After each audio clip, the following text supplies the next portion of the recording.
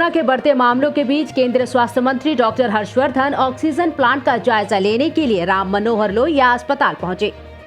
यहां उन्होंने कहा कि 6 दिन के समय में ये PMA प्लांट DRDO की मदद से लगाया गया। इस प्लांट की मदद से करीब 2.4 से 2.5 मीट्रिक टन ऑक्सीजन का उत्पादन हो रहा है।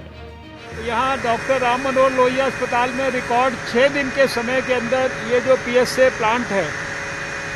ये DRDO की मदद से लगाया गया है और इस अकेले प्लांट की सहायता से करीब 2.5 मैट्रिक टन के करीब जो है ऑक्सीजन का जनरेशन हो रहा है। इसकी जो जनरेशन के बाद जो पाइप है उसको लिक्विड ऑक्सीजन के हमारे पाइप के साथ जोड़ दिया गया है और अस्पताल की ऑक्सीजन रिक्वायरमेंट्स को पूरा करने के लिए उसका 1/4 जो कंपोनेंट है वो अस्पताल खुद स्वयं अब इस प्लांट की मदद से पूरा कर पाएगा। आपकी जानकारी के लिए इस समय जिस प्रकार से पिछले साल अक्टूबर के महीने में हमने देश भर में भारत सरकार की ओर से 162 PSA प्लांट्स जो हैं इनको लगाने के लिए सारे देश को सपोर्ट करने की प्रक्रिया प्रारंभ की थी। उन 162 प्लांट्स में से भी लगभग 93 प्लांट्स जो हैं वो साइट पर डिलीवर हो चुके हैं। शायद 71 के करीब ऑलरेडी फंक्शनल हो गए हैं। 110 इस महीने के अंत तक फंक्शनल हो जाएंगे और इसी प्रकार के लगभग जैसा ये प्लांट आप यहाँ देख रहे हैं अभी, पहले 500 सैंक्शन हुए थे, उसके बाद 551 और यानी 1051 प्लांट जो PM केयर्स फंड के माध्यम से जिनको DRDO, CSIR और हाइट्स ये सब मिलकर देश भर में स्थापित करेंगे, उसकी प्रक्रिया भी बहुत तेजी से प्रारंभ हो गई है।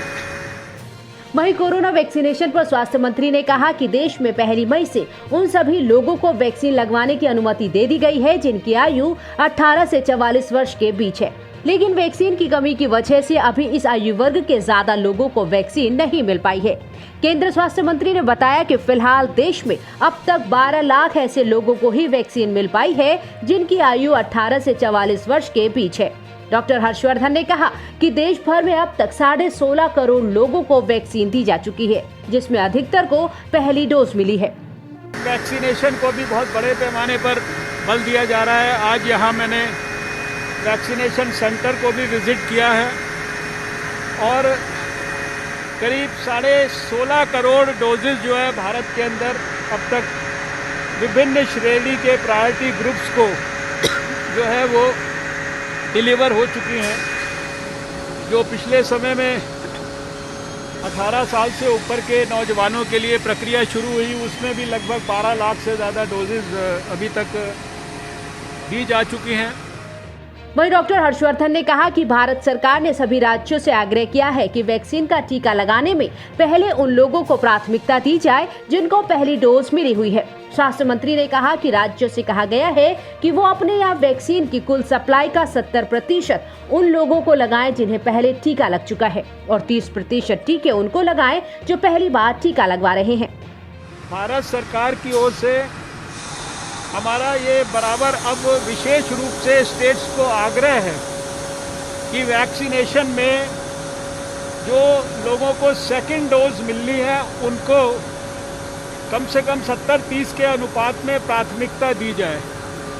क्योंकि ये भी आवश्यक है कि जिसको फर्स्ट डोज मिली उसको सेकंड डोज मिलनी चाहिए। और इसको आग्रह पूर्वक सभी स्टेट गवर्नमेंट्स को कहा गया है। आपके माध्यम से भी मैं उन सब देशवासियों को जो पहली डोज ले चुके हैं अपनी वैक्सीन की, चाहे वो हेल्थ वर्कर्स हैं, चाहे वो फ्रंटलाइन वर्कर्स हैं, चाहे वो 45 साल से ऊपर के हैं,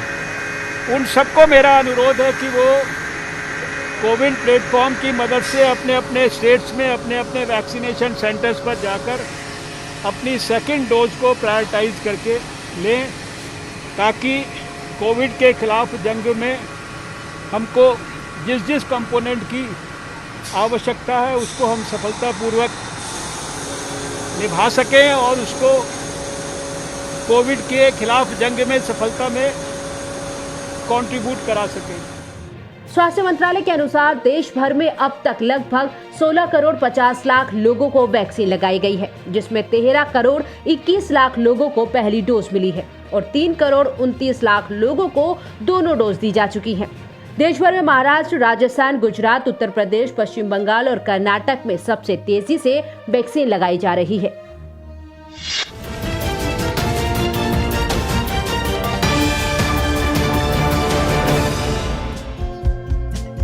हमारे चैनल को लाइक, शेयर और सब्सक्राइब जरूर करें और नई अपडेट्स के लिए बेल आइकन दबाना ना भूलें।